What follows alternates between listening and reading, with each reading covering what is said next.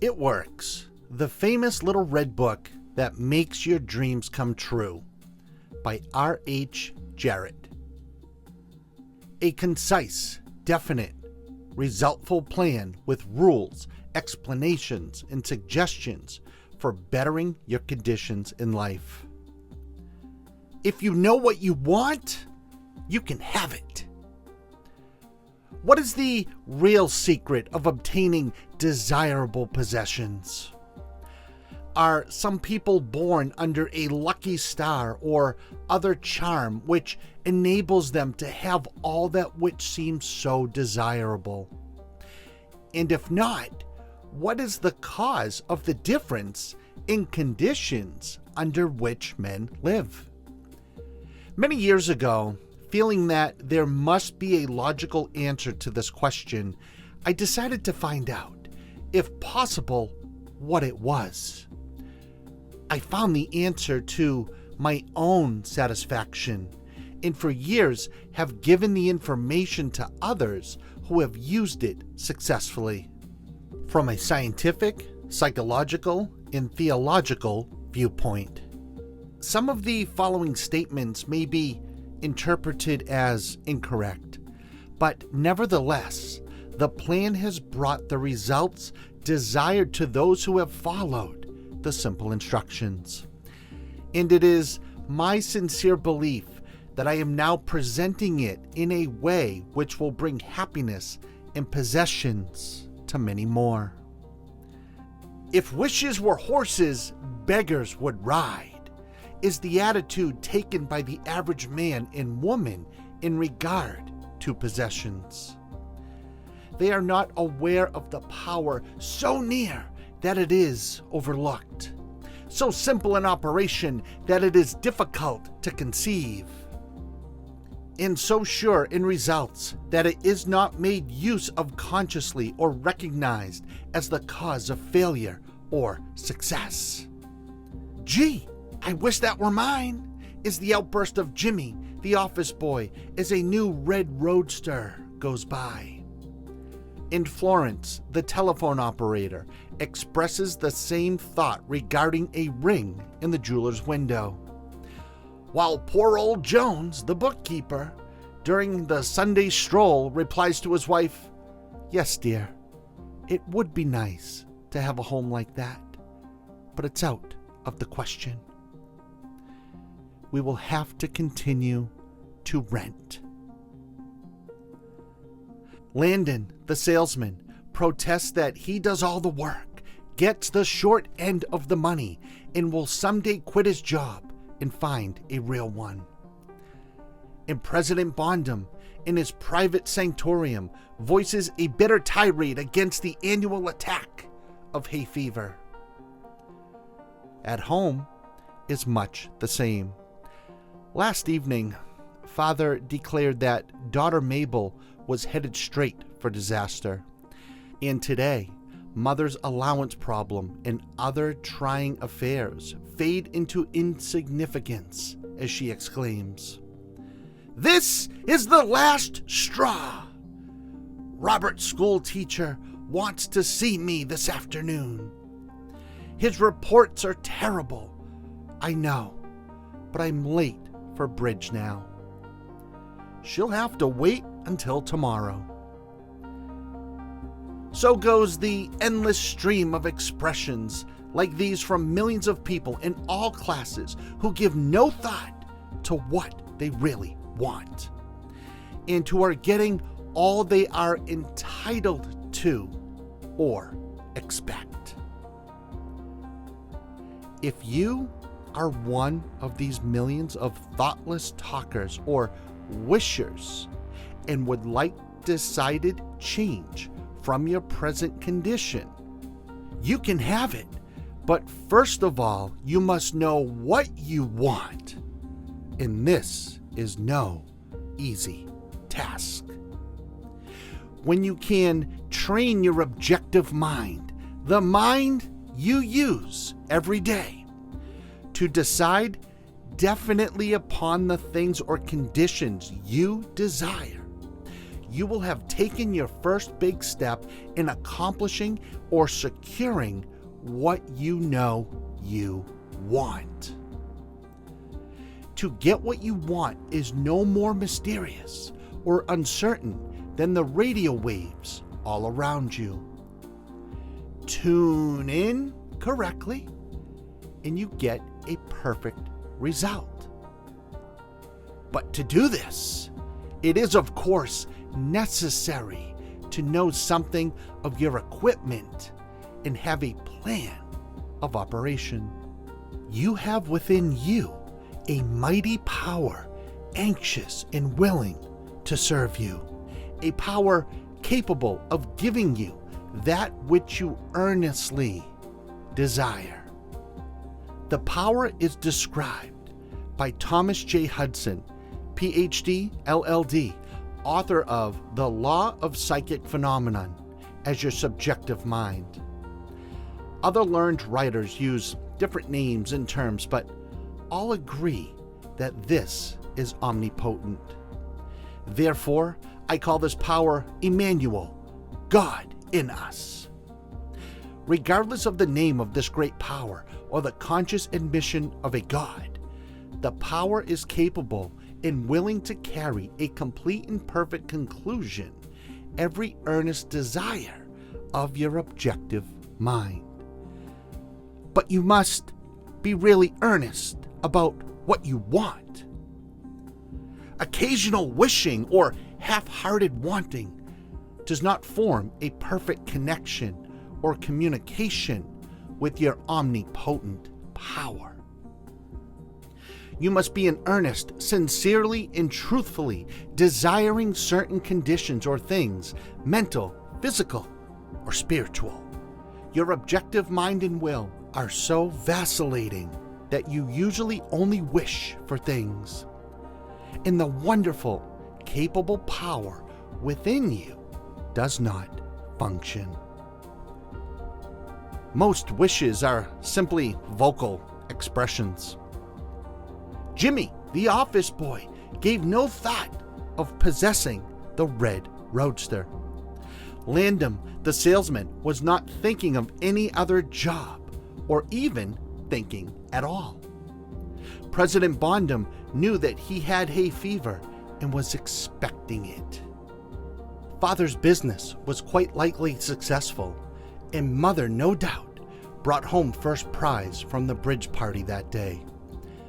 But they had no fixed idea of what they really wanted their children to accomplish, and were actually helping to bring about the unhappy conditions which existed.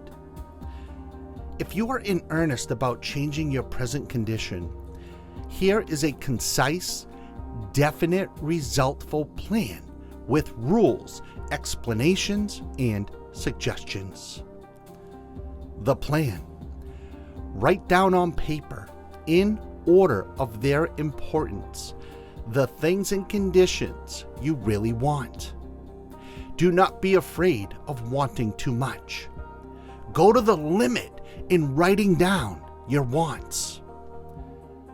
Change the list daily, adding to or taking from it until you have it about right.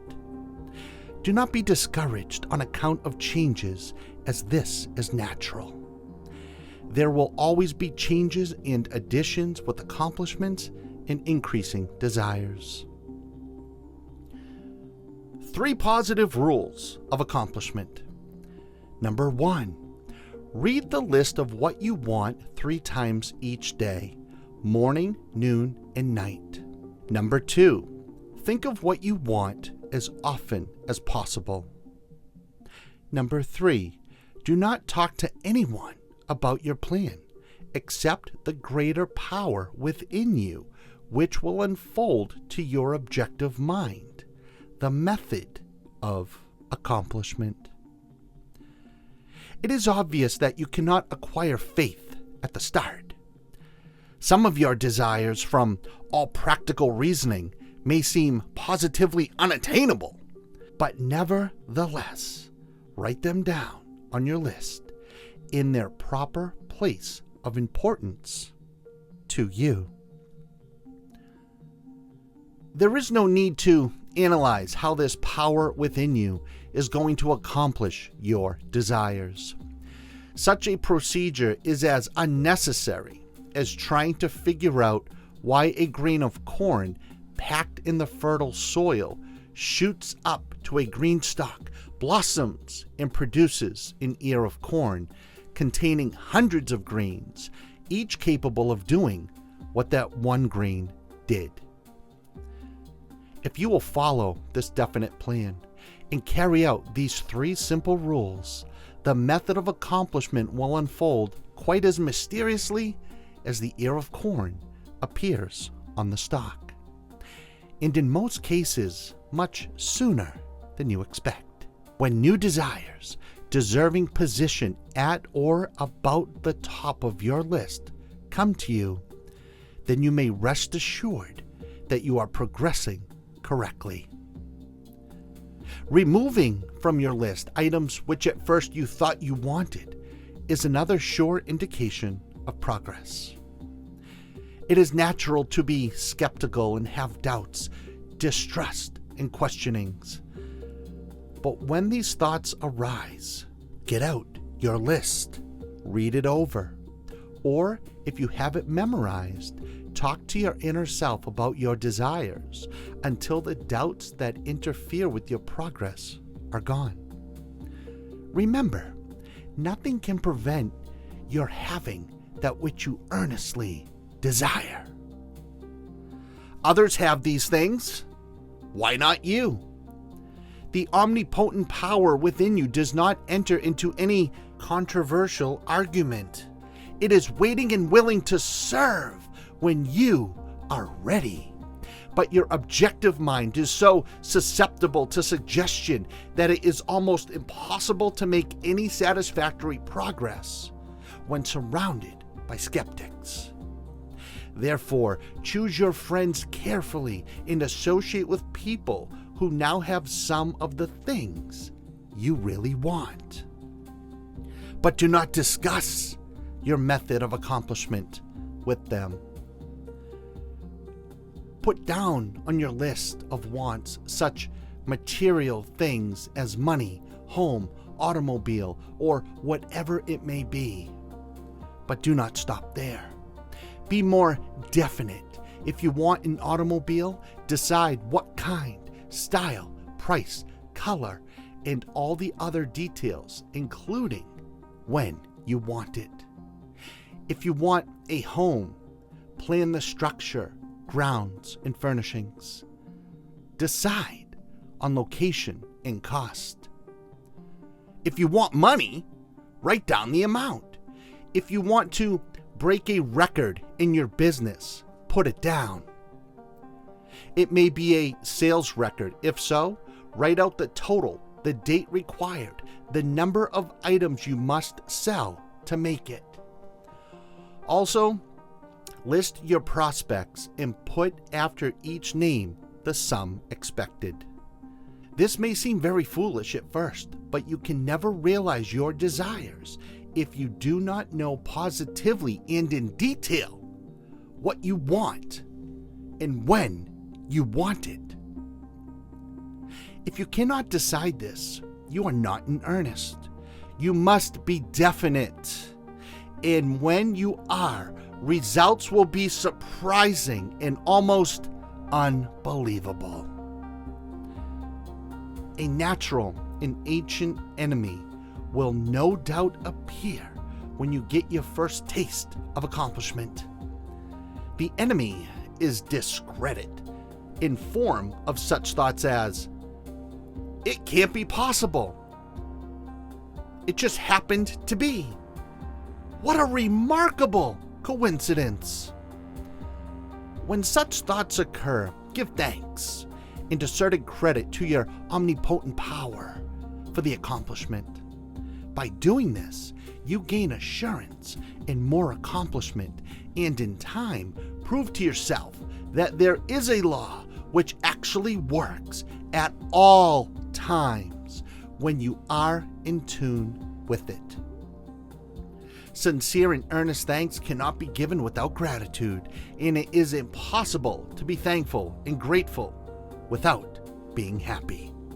Therefore, when you are thanking your greatest and best friend, your omnipotent power, for the gifts received, do so with all your soul and let it be reflected in your face, the power and what it does in beyond understanding. Do not try to understand it, but accept the accomplishment with thankfulness, happiness, and strengthened faith. Caution. It is possible to want and obtain that which will make you miserable, that which will wreck the happiness of others, that which will cause sickness and death, that which will rob you of eternal life. You can have what you want, but you must take all that goes with it.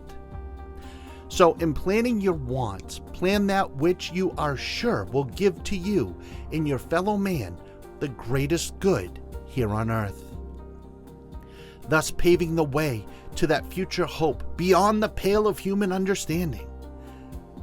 This method of securing what you want applies to everything you are capable of desiring, and the scope being so great, it is suggested that your first list consists only of those things with which you are quite familiar, such as an amount of money or accomplishment, of the possession of material things. Such desires are more easily and quickly obtained than the discontinuance of fixed habits, the welfare of others, and the healing of mental or bodily ills. Accomplish the lesser things first, then take the next step, and when that is accomplished, you will seek the higher and really important objectives in life. But long before you reach this stage of your progress, many worthwhile desires will find their place on your list. One will be to help others as you have been helped. Great is the reward to those who help and give without thought of self, as it is impossible to be unselfish without gain.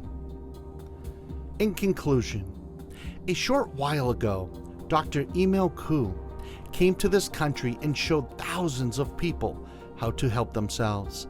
Thousands of others spoofed at the idea, refused his assistance, and are today where they were before his visit. So with the statement and plan presented to you now, you can reject or accept. You can remain as you are or have anything you want. The choice is yours, but God grant that you may find in this short volume the inspiration to choose aright. Follow the plan and thereby obtain, as so many others have, all things, whatever they may be, that you desire. Read the entire book over again and again, and then again. Memorize the 3 simple rules. Test them now on what you want most this minute. This book could have extended easily over 350 pages, but it has been deliberately shortened to make it easy and possible for you to read, understand, and use. Will you try it? Thousands of bettered lives will testify to the fact it works.